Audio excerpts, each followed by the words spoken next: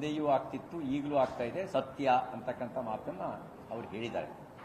ನಾನು ಮುಖ್ಯಮಂತ್ರಿಗಳಿಗೆ ಕೇಳಲಿಕ್ಕೆ ಬಯಸೋದೇನು ಅಂದರೆ, ನೀವು ನಿಮ್ಮ ಶಾಸಕರ ಫೋನ್ ಟ್ಯಾಪಿಂಗ್ ಮಾಡೋದ್ರಿಂದ ಅವರ ಯೋಜನೆಗಳೇನು ಅಂತ ನೀವು ತಿಳ್ಕೊಳ್ಬಹುದು.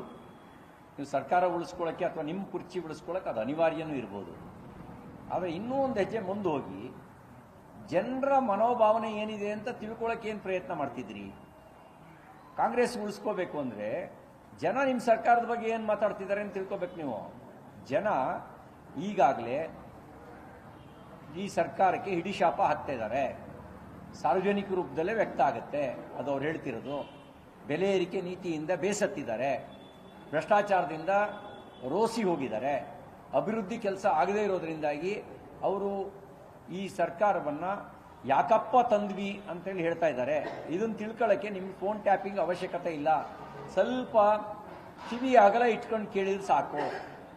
ನಿಮ್ಮ ಕಾಂಗ್ರೆಸ್ ಉಳಿಸ್ಕೊಳ್ಳೋಕ್ಕೆ ನಿಮಗದು ಅನಿವಾರ್ಯ ಇದೆ. ಅದನ್ನು ಮಾಡದೇ ಇದ್ದರೆ ನಿಮ್ಮ ಕಾಂಗ್ರೆಸ್ನೇ ಉಳಿಸ್ಕೊಳ್ಳೋಕ್ಕಾಗಲ್ಲ. ನಿಮ್ಮ ಸರ್ಕಾರನ, ನಿಮ್ಮ ಕುರ್ಚಿಯನ್ನು ಕೆಲವು ಕಾಲ ಉಳಿಸ್ಕೊಳ್ಬೋದು. ಕೆಲವರಿಗೆ ಅಧಿಕಾರದ ಆಸೆ ತೋರಿಸಿ, ಕೆಲವರಿಗೆ ಹಣದ ಆಸೆ ತೋರಿಸಿ, ಕೆಲವ್ರನ್ನ ಬ್ಲಾಕ್ ಮೇಲ್ ಮಾಡಿ ನಿಮ್ಮ ಕುರ್ಚಿಯನ್ನು ಉಳಿಸ್ಕೋಬೋದು. ಕಾಂಗ್ರೆಸ್ನಂಗೆ ಉಳಿಸ್ಕೊಳ್ತೀರಿ. 2 ವರ್ಷ ಆದಮೇಲೆ ಮತ್ತೆ ಚುನಾವಣೆ ಬರುತ್ತಲ್ಲ, ಆ ಸಂದರ್ಭದಲ್ಲಿ ಕಾಂಗ್ರೆಸ್ಸಿಗೆ ಜನ ವೋಟ್ ಹಾಕುವ ಸ್ಥಿತಿಯಲ್ಲಿ ಇಲ್ಲ.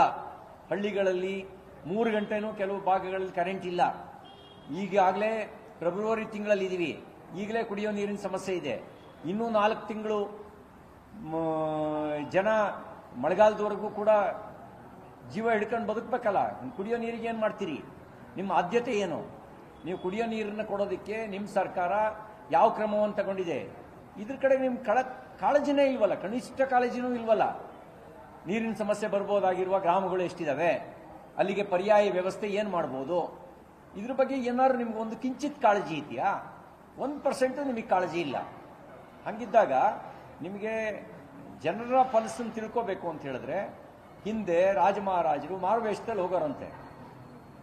ನಿಮ್ಗೆ ಅಷ್ಟು ಮಾರುವೇಷದಲ್ಲಿ ಹೋಗ್ತಿರೋ ಬಿಡ್ತಿರೋ ಸ್ವಲ್ಪ ಕಿವಿ ಆಗಲ್ಲ ಇಟ್ಟು ಕೇಳಿ, ನಿಮಗೆ ಗೊತ್ತಾಗುತ್ತೆ ಏನು ಅಂತೇಳಿ.